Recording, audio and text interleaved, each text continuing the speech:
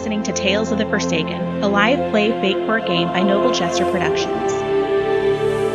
In the time before time when the world was dark, the Creator gave all to bring forth the world, and his true heirs reigned.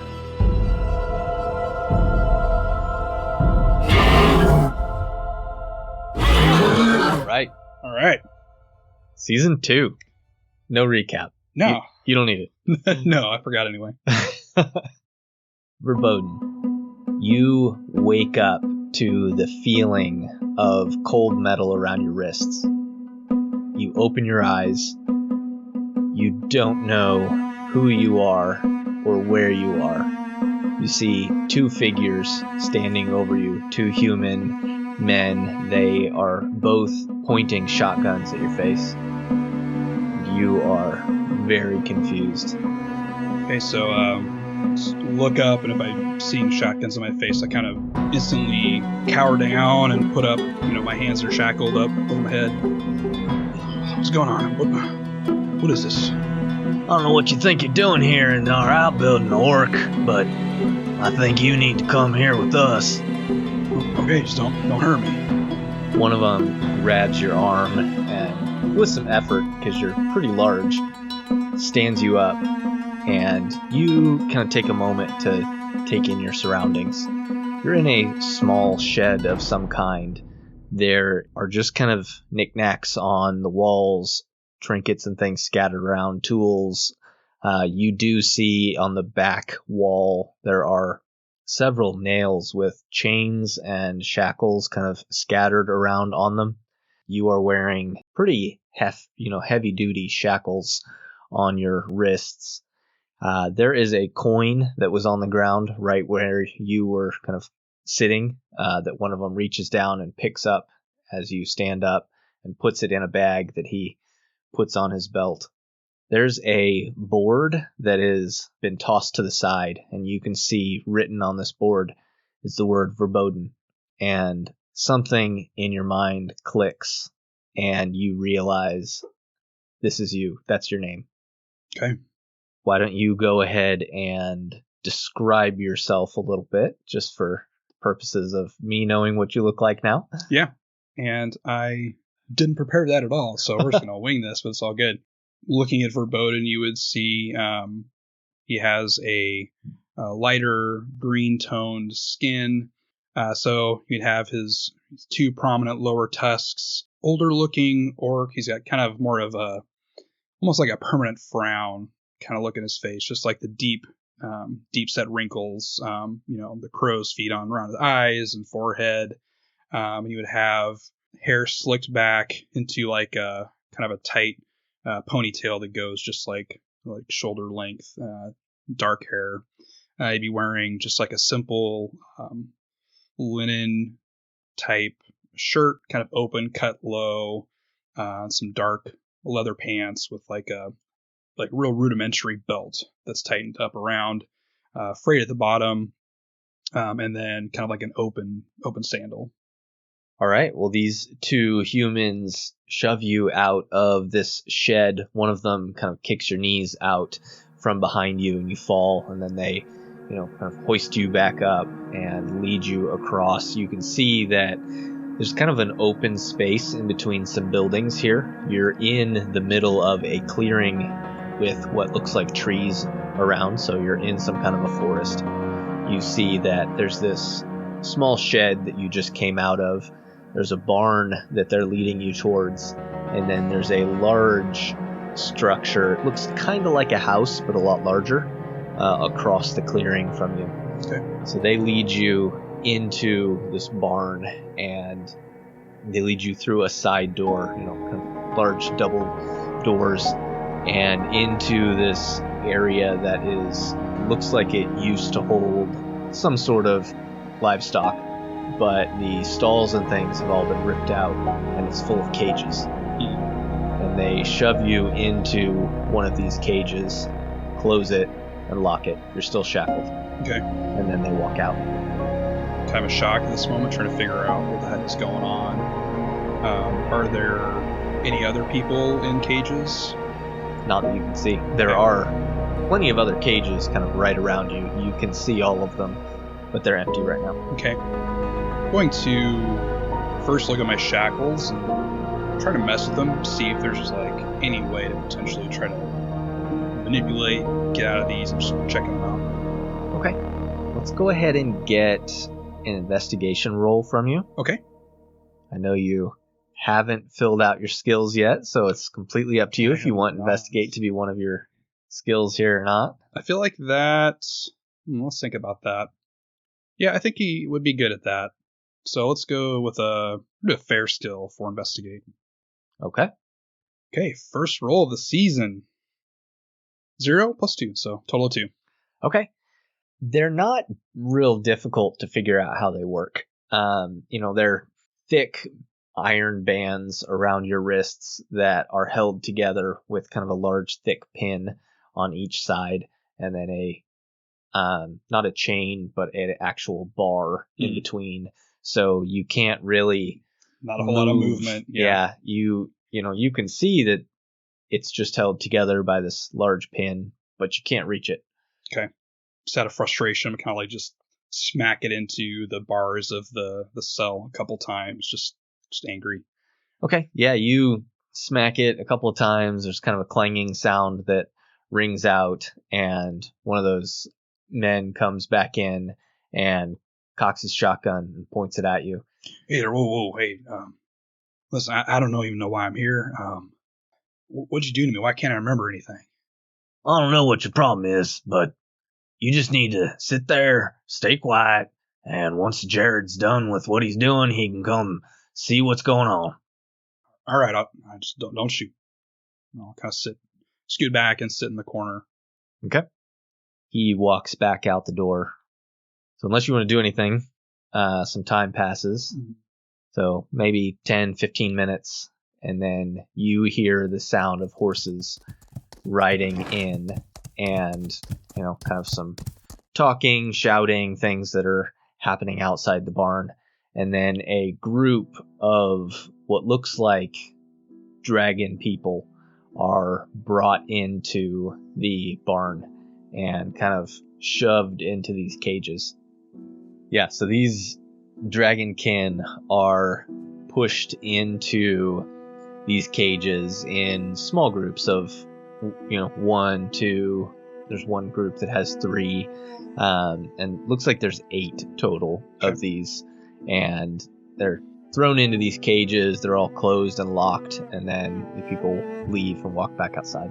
So you're in this barn, you're in one cage, and then there's 4 other cages that have these dragonkin inside. I'm gonna look for the closest dragonkin, and I'll be like, hey. Figure out which one I think would be the closest. Okay. Yeah.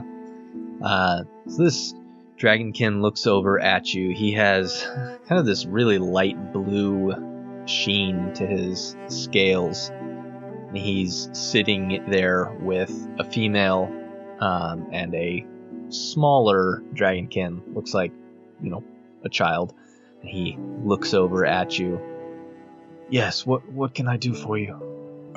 What's going on here? We were captured in the forest and brought here. I guess I could ask you the same thing. What is this place? I don't know. I was just brought over from one of the other buildings here. I can't remember what happened before. I was trying to make sense of anything. Well, if what I'm afraid of is true, and as he says that, one of the dragonkin in the cage next to him slams a fist into the bars, and he says, Amp, shut your mouth. Hey there, you know something? Why can't you talk about it? What's going on here, man? Look, Orc, we don't know you, so maybe we just sit quiet. I mean, I don't want to just sit here quiet if it means we can learn something and not be killed. I mean, can you tell me anything? And this dragonkin, he's got dark, almost black, like charcoal gray scales, and he looks fairly bulky, and he just sits back and shakes his head.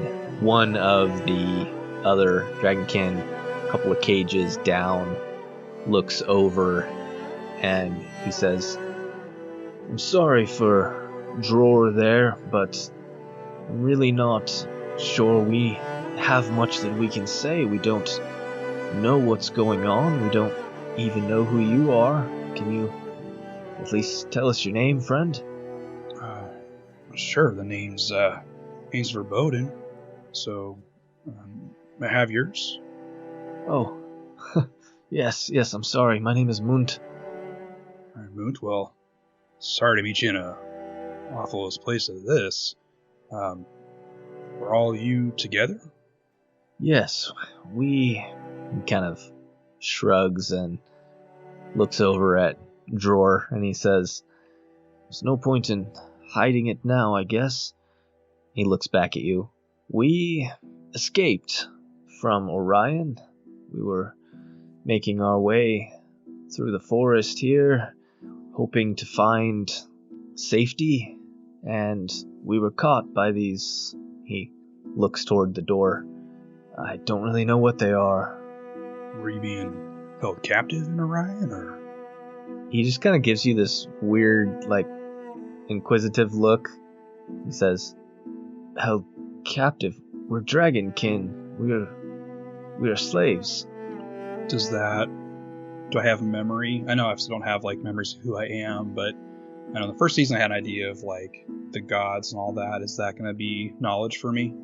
I think that would spark some just general knowledge of the different races on Ryllian, kind of how they interact, just general knowledge of, the gods, the races, how Yindra, is the goddess, came to power, enslaved all of the dragonkin as kind of a reaction to the dragons ruling over Ryllian and, her successful rebellion.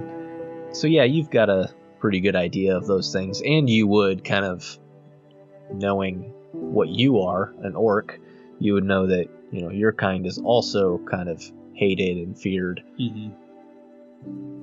Well, sorry I didn't make it out of that. Do any of y'all know what happens from here? The dark charcoal gray dragonkin sits forward and he says, "Well, we're escaped slaves, so either they send us back or they kill us. For you, it's probably death." Any of you have any plans? You escaped once already. Who's the new leader amongst you? They all look over to Munt. He kind of shrugs and says, "Well, yes, I suppose I am the leader. I don't know if we can escape again. We'll have to sit and look for any opportunities." You see an opportunity. Find a way to clue me in, because whatever the outcome of this is can't be good. "Well, certainly not for you." That's reassuring. "I'm sorry, but your kind are, while we are enslaved and looked down on, your orcs are feared, and I'm not sure what you're doing here, but you don't seem to be what we've always been told." I don't even know what to say to that. Couldn't really tell you about who I am, because I don't know. As you kind of finish that, a couple of people walk in, and there's a male dwarf and a human man, and they're carrying shotguns, and they walk over to your cage and open it, and they point their shotguns at you, and the dwarf says, "All right, come on out." All right, I'm coming. And they push you out of the barn and start walking you towards the house. You can see that in the time that you've been in the barn, they've been a little bit busy, and it looks like from one of the branches next to the house, somebody has tied a rope, and there's a noose.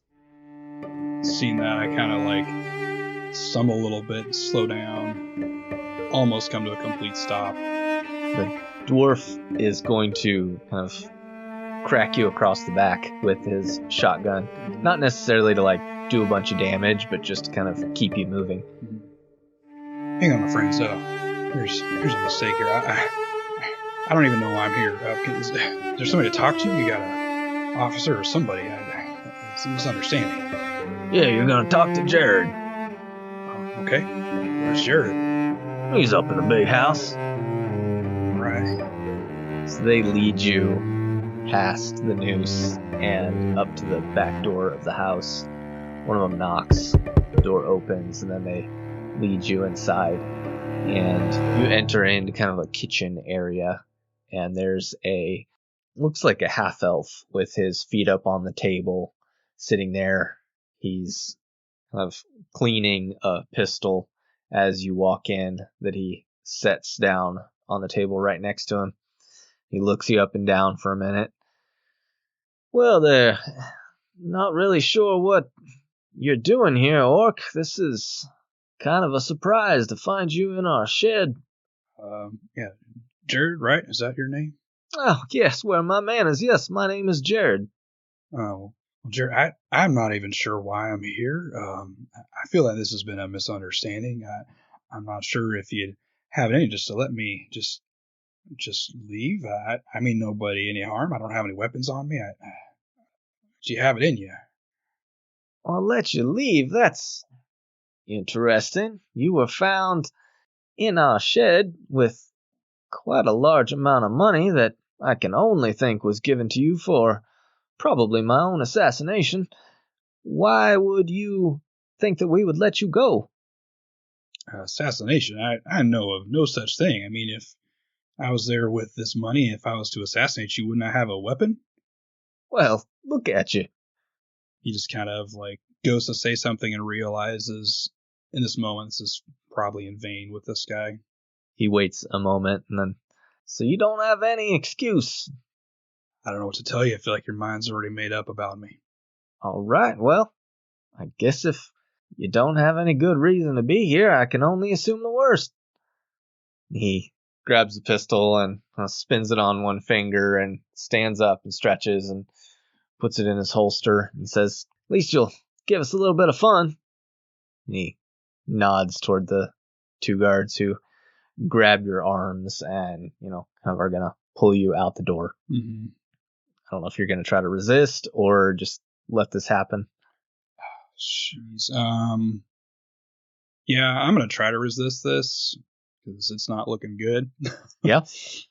I'd say maybe a physique roll, just kind of right here to see if you can get out of their grasp. Okay. I think I'm going to make physique make that a good skill. Okay. That is pretty good. It's 4 total. Okay. I am going to give them, you are shackled. Yeah. So, we're definitely going to set that scene aspect. Mm-hmm. And I'm going to give them at least 1 free usage of that. So that is a 3, plus they're going to use that for a 5. So you start to struggle, and they grab your arms and kind of throw you out the door. The human is pointing his shotgun at you, but the dwarf just comes at you with the butt of his shotgun. Mm-hmm. He seems to be quite eager to hit you with his shotgun. That is going to be an attack against you, and that is going to be a 4. Okay. I'm going to roll physique against that. That is also a 4. He is going to, I'll say he had, like I said, 2 invokes of shackled, so he's going to use that, and you're going to take 2 points of physical stress as he smashes you in the side of the head with his shotgun. Okay. And they're going to grab you, pull you over, and they are joined by like 2 other guys who all lift you up onto a horse. Oh boy. And not sure what I can really do. This is happening. I'd say if we're kind of in initiative, it's your turn, so you can try something if you want, or you can wait and see what happens and maybe wait for an opportunity. Yeah, I don't feel like I see any opportunity here, so Yeah, nothing to do here. Okay. They tie your shackles, kind of loosely to the saddle.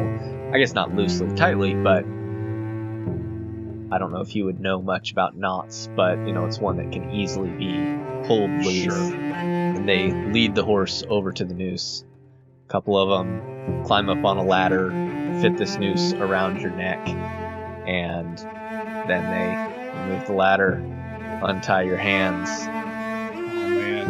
If you're gonna do anything, now's the time. Jeez, I'm gonna try maybe like right before they're trying to get the noose around my neck. Maybe try to kick at the horse to try to spook it to maybe get clear of this. I'm just trying anything right now. Yeah, definitely. I'd say that'd probably be a ride check. Okay. Not a bad roll. That's 2. All right, they're gonna oppose that with their own ride check of just trying to control this horse. Yeah. That'd be a 3. Okay.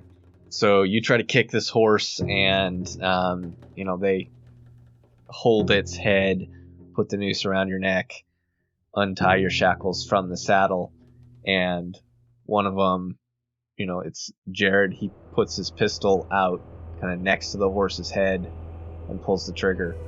This gunshot erupts, and this horse bolts out from under you. As the horse runs out from under you, you feel the momentary weightlessness and then the drop, followed by pain in your neck as the rope cuts into your skin. Your body starts to involuntarily jerk and whip around at the end of the rope, trying to ease the pressure on your neck and find your breath. The desperation starts to eclipse any rational thought, and you're left with the clarity of this one final thought burning in your mind. You're about to die. Time stops. The thought of death resonates in your mind for a moment before the doors of your mind are blown open. Memory floods in as your curse is fully triggered. Your life flashes into your mind. All of your lives pour through your mind as memory after memory overwhelms your senses. Yindra, Heartfang, Aked, Hestian, the Chalice, even Silver Ridge, Jasper, Jarl, memory after memory filling your mind to overflowing. One thought suddenly dominates all the others, growing and growing in your mind until it overpowers even the certainty of death. You, Verboden, are a dragon. Time resumes. Fire burns through you as your body expands, the rope around your neck parting like dried grass, the metal cuffs around your hands screeching and breaking under the sudden expansion of scales. Wings snap out of your back and beat once, twice, 3 times, lifting you up into the air over the clearing. You see these men, these slavers and people that have unjustly tried to kill you, scattering below you, some of them staring up at you in fear and awe for a moment, before the whole clearing erupts into chaos as this figure, Jared, points his pistol at you. Yeah, so You're up. Okay.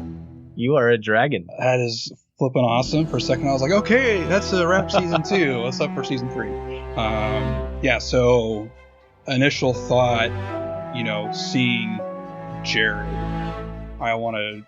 Can I shoot flame? Of course. Oh, yes. I want to shoot some big ugly flames at Jared, because he deserves it. I haven't known him long, but he deserves it. Yeah. Real quick before you do that. Yeah. Do you want to describe what you look like as a dragon? Oh, man. Yeah, so... First off, golden dragon.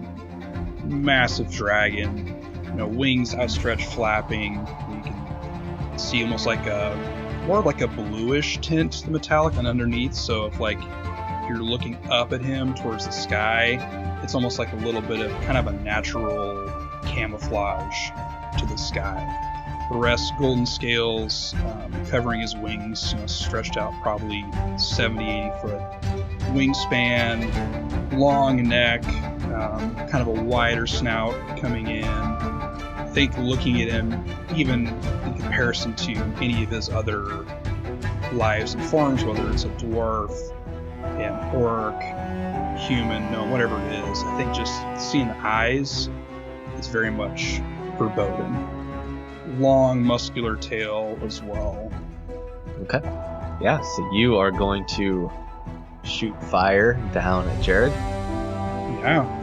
Let's go ahead and get an attack roll. I'd say that's probably shoot. Okay. Up to you where you want to put that as a skill. I think for now, we're going to say that your dragon form adds a +2 to any of your skills you use. Okay. We're making that a stunt.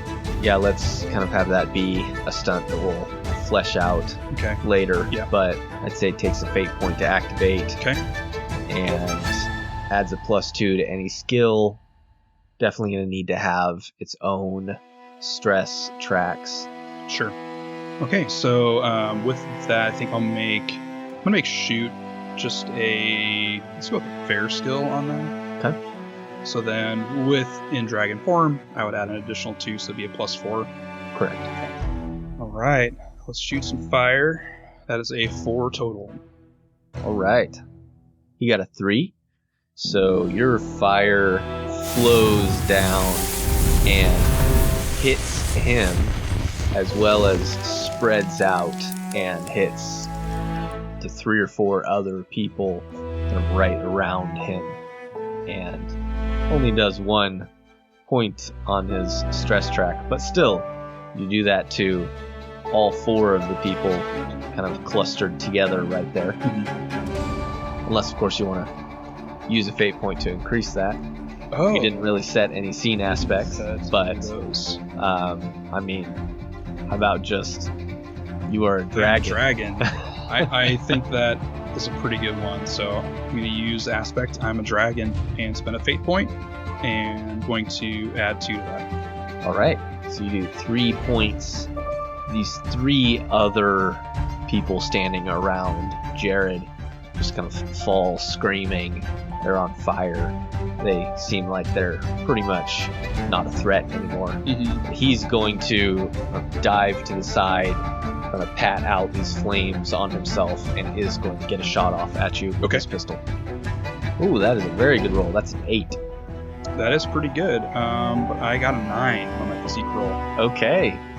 So he shoots and hits you, but this bullet just tings off of your scale. Mm-hmm. And, I mean, surely for a moment, remembering all of your lives, remembering all of the bullets you took in your previous cycle, there's got to be a little bit of glee as this bullet just bounces off. Absolutely. Yep. And you're up. Okay. So I'm going to rush, fly down directly at Jared. And is there anybody else near him that's still upright? Nope. Okay. So I'm going to rush in and try to grab him with both of my sets of talons. And if I'm able to successfully pick him up, I want to throw him like a ragdoll. Okay. I assume you're trying to do damage with your talons. For sure.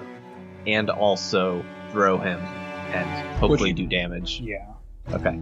So maybe that'd be like a second turn. Maybe I can go to see if I can successfully grab him while still it's an attack because I'm stabbing him with these talons. I'm also trying to grab him.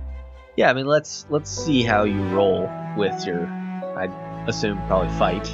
Yeah, let's go with fight, and I'm going to make that my great skill.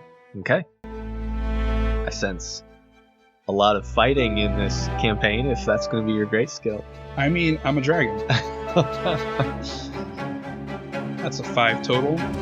All right, he got a 1, so you definitely succeed. You succeed with style. So yeah, I'm gonna say your claws sink into him, and you can throw him wherever you want. Yeah, so I'm gonna flap up to get a little bit of momentum, get 40-50 feet up in the air and just toss him as far as I can. All right, He's definitely going to take some damage. I'm going to say he probably impacts a tree quite a ways away.